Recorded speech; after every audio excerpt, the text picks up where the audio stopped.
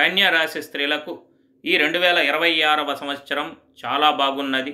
సప్తమ శని వలన ముఖ్యమైన విషయాల్లో మీరు విజయాలను సాధిస్తారు.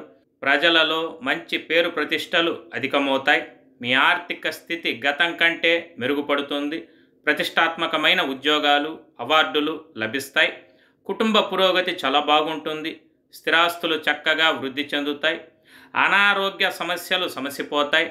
కోర్టు తీర్పులు మీకు అనుకూలంగా లభిస్తాయి. ఈ రాశిలో జన్మించిన స్త్రీలకు ఆకస్మిక అదృష్టం అనేది కలిసి వస్తుంది. ముఖ్యంగా జూన్ నెల నుంచి ఏకాదశ స్థానంలో లాభ గురువు కనుక గురుబలం బ్రహ్మాండంగా ఉంటుంది.